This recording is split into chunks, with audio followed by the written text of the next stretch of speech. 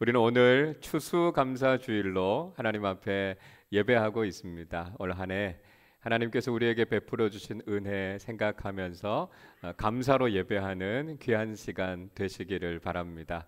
또 오늘은 우리가 전교인 출석주일로 그간 좀 이렇게 잘 보이지 않으셨던 우리 교우들, 또 우리가 이 자리에 꼭 초청하고 싶었던 우리 교우들, 또 우리 가족들 함께 예배하고 있어서 얼마나 기쁜지 모릅니다. 오늘 우리의 삶 속에 예배하는 기쁨이 넘쳐나시기를 바라고요. 우리의 삶 속에 추수의 기쁨이 충만하시기를 주님의 이름으로 축복합니다.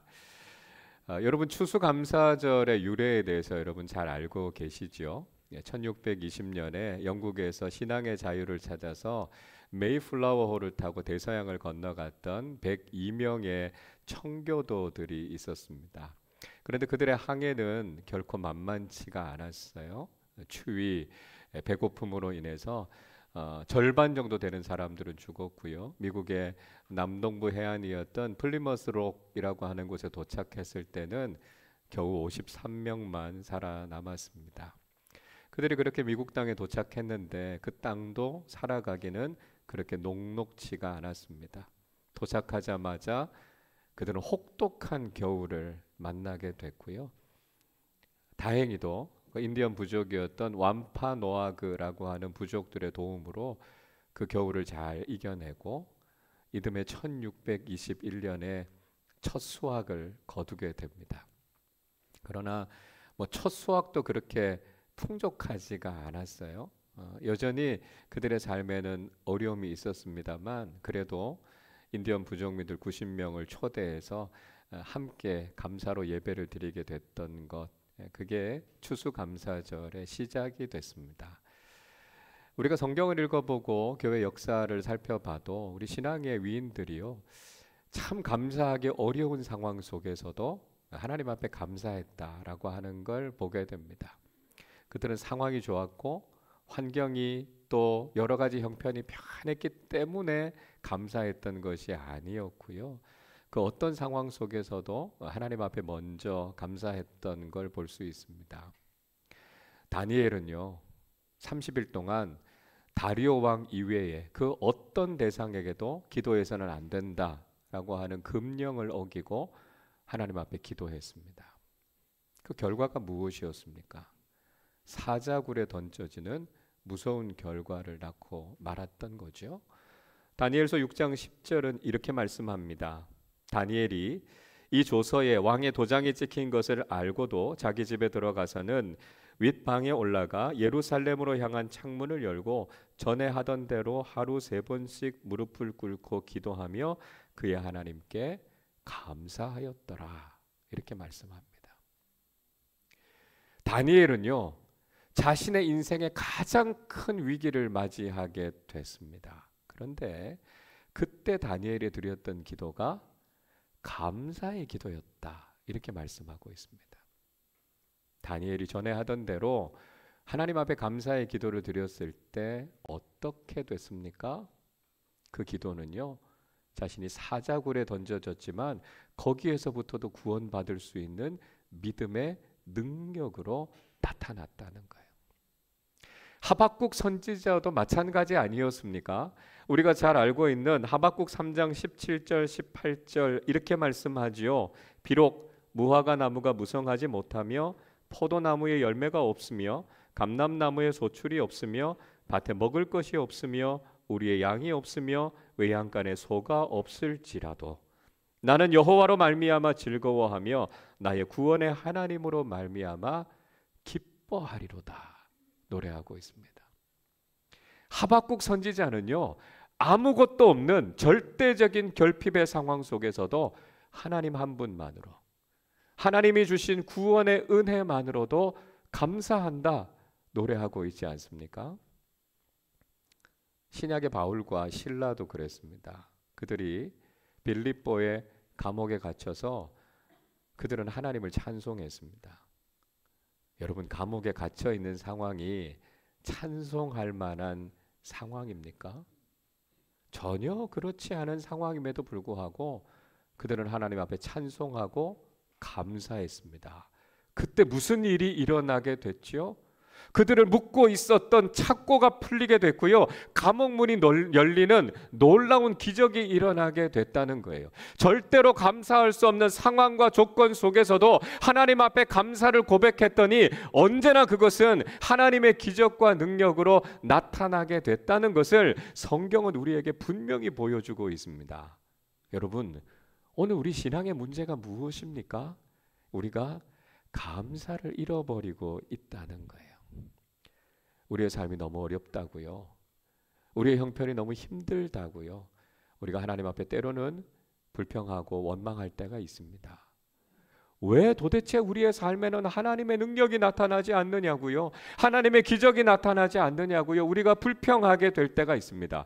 그러나 앞에서 말씀드렸던 것처럼 믿음의 선조들은 그 상황과 조건이 좋았기 때문에 감사한 게 아니었어요. 그 어떤 상황 속에서도 하나님 앞에 감사를 고백했을 때 그 감사를 통해서 하나님께서 놀라운 능력을 나타내셨던 것을 경험하게 됐다는 것이죠. 여러분, 이게 감사의 비결이고요. 이게 바로 감사의 능력이라는 거예요. 그래서 우리는 우리의 신앙생활이, 우리의 기도가 좀 바뀌어야 되겠다라고 하는 걸 깨닫게 됩니다. 하나님께 더 주십시오. 이렇게 간구하면서만 기도할 게 아니라 하나님, 이미 주신 은혜에도 우리는 만족하고 감사합니다. 이 고백이 믿음의 사람들에게 있어야 한다는 거죠. 우리가 그렇게 하나님 앞에 감사를 고백할 수 있을 때 그 감사의 기도를 통해 하나님의 놀라운 능력과 기적은 우리의 삶에도 일어나게 될 줄로 믿습니다. 오늘 우리는 다윗의 감사 기도에 대해서 함께 살펴보고 있습니다. 여러분, 사실 다윗의 인생이 그렇게 평탄하기만 한 것 아니었지 않습니까? 지난주에도 우리가 말씀을 나눴던 것처럼 다윗의 인생은 참 하찮은 인생, 보잘것없는 인생이었습니다. 가정에서도 소외를 받고 마음의 상처를 안고 살았던 인생이 다윗의 인생이었어요. 그가 왕으로서 기름 부음을 받았지만 그는 사울의 미움을 받아서 도망자의 신세가 되지 않았습니까? 그 과정 속에서 죽음의 문턱을 넘나들었던 것이 한두 번이 아니었습니다. 다윗이 왕이 되고 난 이후에도요, 그렇게 하고 싶었던 성전 건축에 대해서 거절당하지 않았습니까? 그러니까 어떻게 보면 다윗의 인생에서도 참 감사하기 어려웠어요. 그럼에도 불구하고 다윗은 하나님 앞에 감사의 기도를 드렸습니다. 우린 깨닫게 되죠. 감사라는 것은 내가 원하는 대로 내 뜻대로 다 됐기 때문에 감사하는 것이 아니라 때로는 내가 원하는 대로 되지 않아도, 내 삶이 여전히 어려워도 하나님은 나의 하나님이시고 하나님께서 내 인생을 이끌어가고 계신다는 그 한 가지만으로도 감사할 수 있다고 고백해야 하는 것, 그것이 바로 오늘 우리에게 필요한 감사라는 것입니다. 자, 여러분, 그러면 우린 구체적으로 무엇을 감사해야 할까요? 먼저 우리 자신과 가정해 주신 은혜에 감사해야 합니다. 18절과 19절 말씀 같이 읽겠습니다. 다윗 왕이 여호와 앞에 들어가 앉아서 이르되 주 여호와여, 나는 누구이오며 내 집은 무엇이기에 나를 여기까지 이르게 하셨나이까? 주 여호와여, 주께서 이것을 오히려 적게 여기시고 또 종의 집에 있을 먼 장래의 일까지도 말씀하셨나이다. 주 여호와여, 이것이 사람의 법이니이다. 다윗은요, 자기가 이런 하나님의 은혜를 받을 만한 아무런 자격이 없다는 것을 지금 고백하고 있습니다. 자신은 그렇게 대단한 사람이 아니고요, 자신의 집안도 아주 믿음이 좋은 가정, 아주 모범적인 신앙의 가정이 아니었다는 거예요.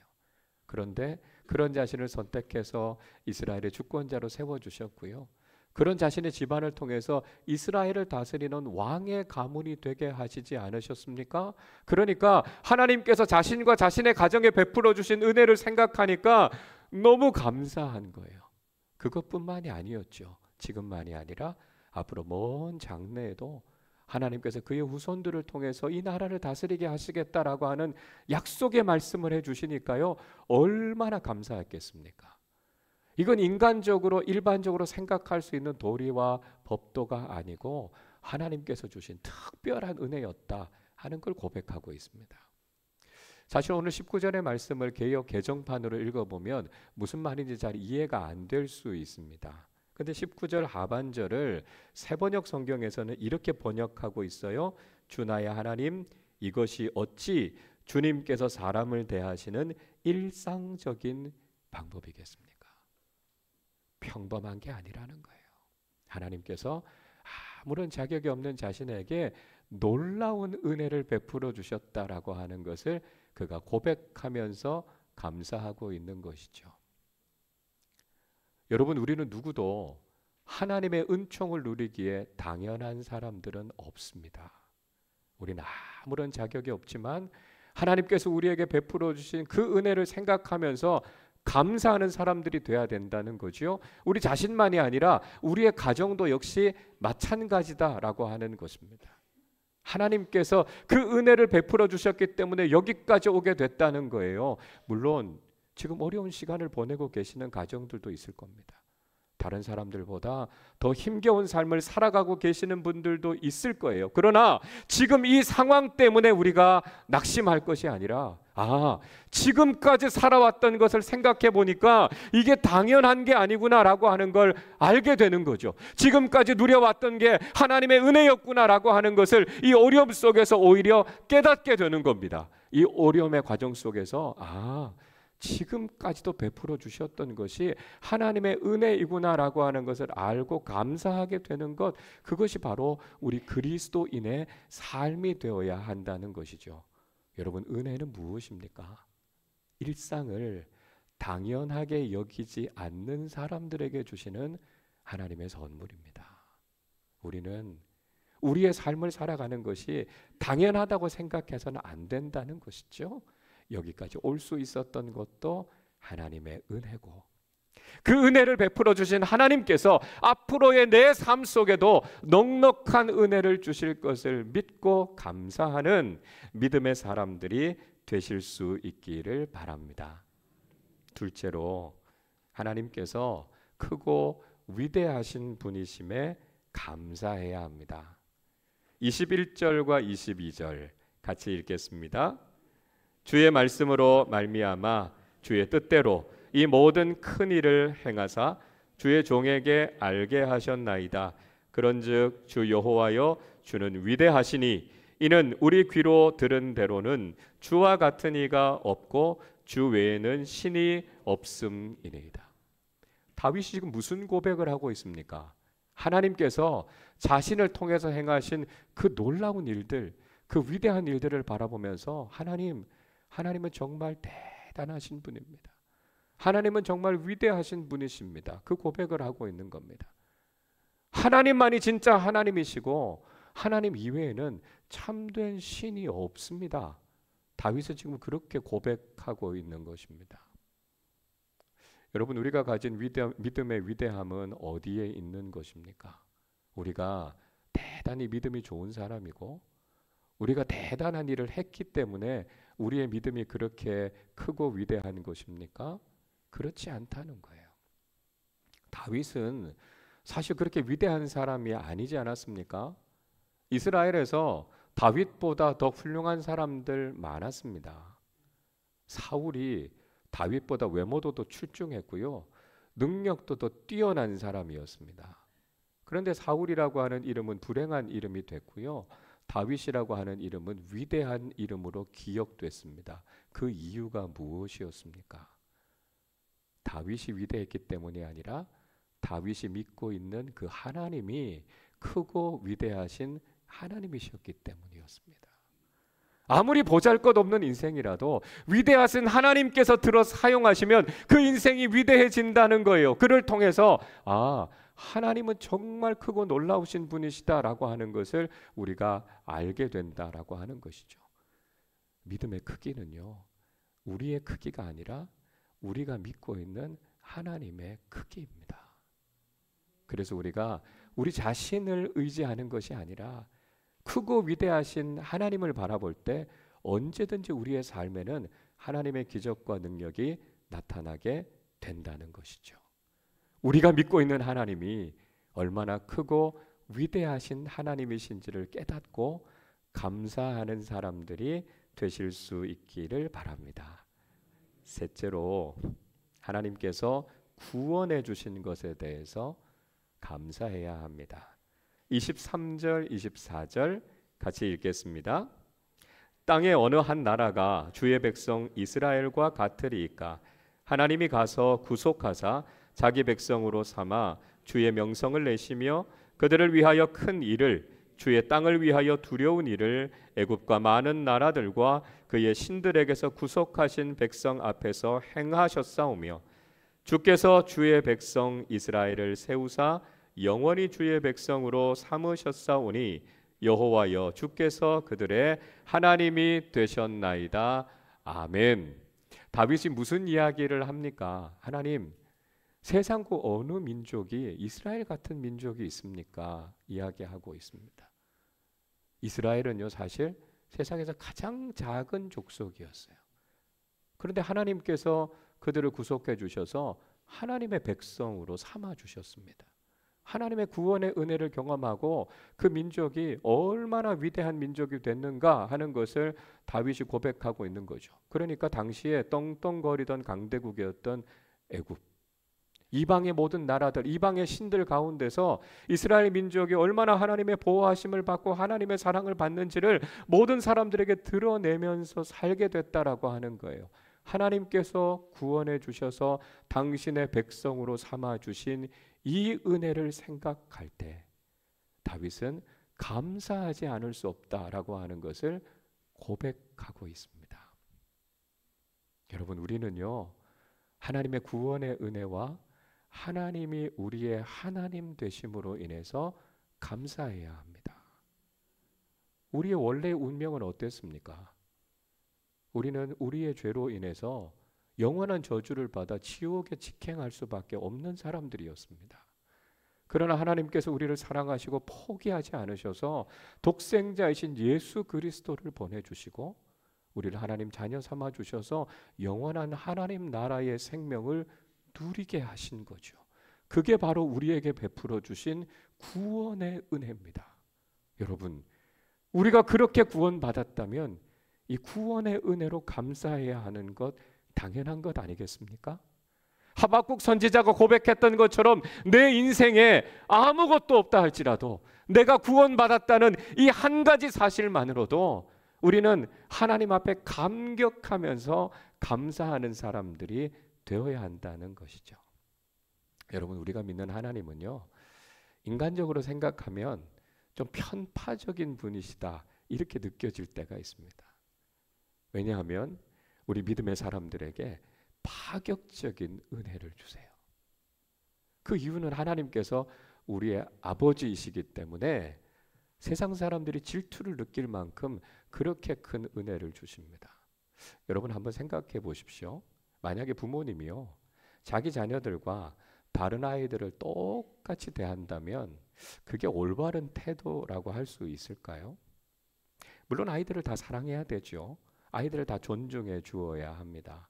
그렇다고 해서 부모님이 자기 자식과 다른 아이들을 똑같이 대한다면 그건 부모의 올바른 모습이 아닙니다.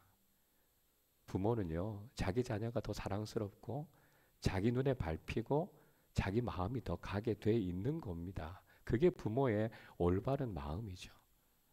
하나님께서 부족한 우리를 왜 이렇게 사랑하실까요? 우리가 당신의 자녀이기 때문입니다.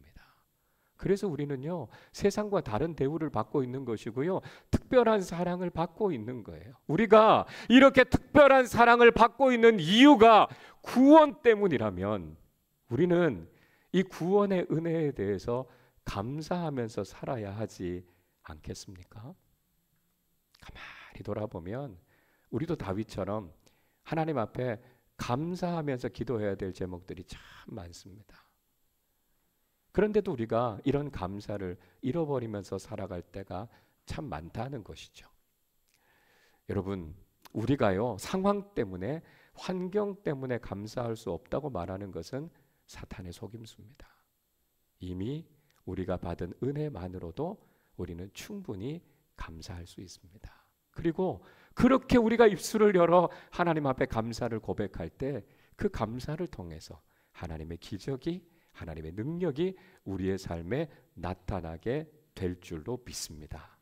오늘 이 추수감사주일에 하나님께서 우리에게 베풀어 주신 그 은혜를 기억하면서 다윗처럼 하나님 앞에 감사하는 삶을 사셔서 하나님께서 우리에게 주시는 기쁨과 능력이 우리의 삶에 충만하시기를 주님의 이름으로 축원합니다.